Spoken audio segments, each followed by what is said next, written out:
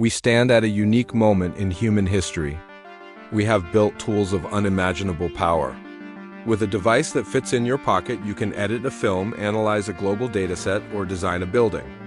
This is a modern miracle. But for most of us, these tools don't feel miraculous. They feel frustrating. The promise of the digital revolution was liberation, freeing us to be more creative, more productive, more connected. But the reality has been a different kind of cage, a labyrinth of menus, preferences, updates, and constant learning. We've become digital janitors, constantly cleaning up, organizing, and maintaining our own workspaces while the actual work we want to do waits patiently in the corner. This isn't a minor inconvenience. It's a fundamental breakdown in communication between humans and machines. For our entire relationship with computers, we have been the ones who had to adapt. We learned their binary language.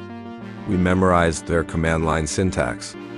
We learned to think in their metaphors of desktops and folders and trash cans. But this metaphor is breaking under its own weight. We have reached peak complexity. We cannot simply add another menu item or another toolbar. The interface itself has become the obstacle. This is the crisis of complexity. It's a tax on our time, our focus, and our creative potential. It's the feeling that you're spending more time managing your tools than doing your work. And it's the reason why, despite having more power at our fingertips than ever before, so many of us feel digitally exhausted. But what if the solution isn't to simplify the interface? What if the solution is to eliminate it entirely? What if we could move from pointing and clicking to simply saying what we mean? When we hear AI today, we think of the creators. We think of algorithms that can write poetry, generate photorealistic images, or compose music. This is generative AI, the artist. And it is, without a doubt, spectacular. But it's also a spectacular distraction from the AI that could truly change our daily lives. Generative AI is brilliant at producing first drafts. But a first draft is just the beginning. It requires editing, fact-checking, and refinement. You have to guide it, correct it, and often start over. It's a collaborative partner, but a notoriously unreliable one. It creates new content, but it doesn't solve the core problem of interacting with our existing digital world. This is where the second, quieter revolution is taking place. This is the rise of executive AI, not the AI that creates, but the AI that does. Its purpose isn't to write a new email, but to find the one you need. Its purpose isn't to design a new logo, but to place it correctly on all your documents.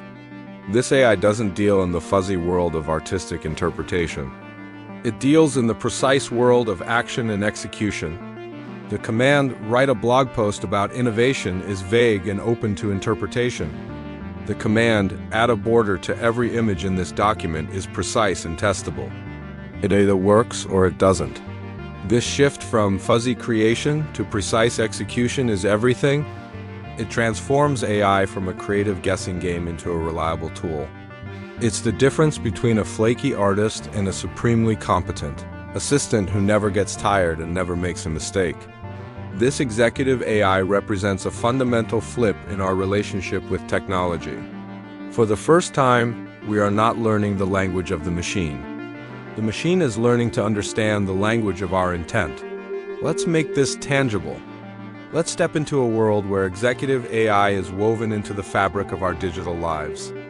Imagine you're a project manager, and you say, compile all the feedback from the last client meeting, summarize the critical action items, and assign them to the relevant team members with deadlines for next Friday. In the world we live in now, that's an hour of work digging through emails, transcribing notes, updating spreadsheets. In the world of intent, it's a single sentence.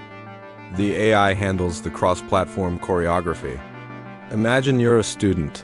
Take my lecture notes from this week and create a study guide with key concepts and practice quiz questions. The AI acts as your personal tutor, structuring your own information for you. Imagine you're a photographer.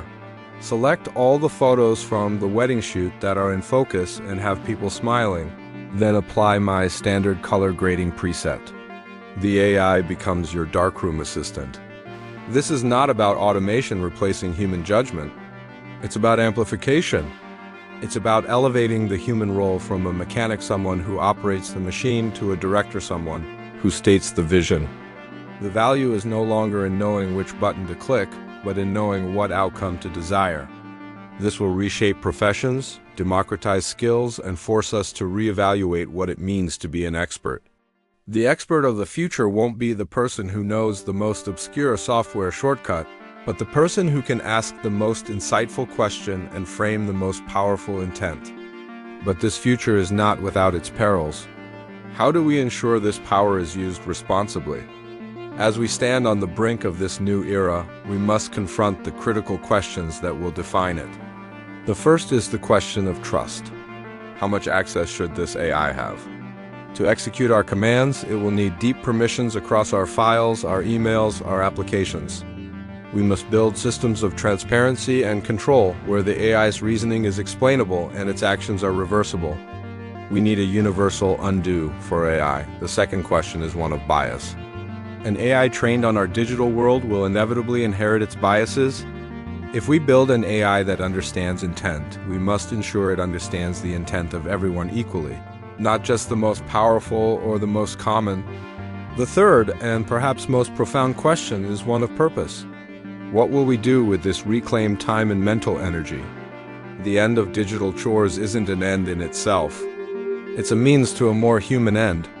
The real promise of this technology is not that it will make us better with computers, but that it will finally allow us to be worse at them.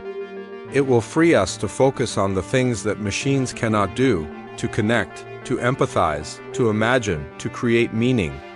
For decades, we have been teaching ourselves to think like computers. The next chapter is about building computers that can finally, truly understand us.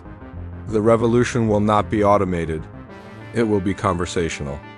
And it begins when we stop asking, "How do I use this?" and start declaring, "This is what I need." The future of technology is not more complexity. It is finally more clarity. It is the interface of intention. And it will be the most human-centric technology we have ever built.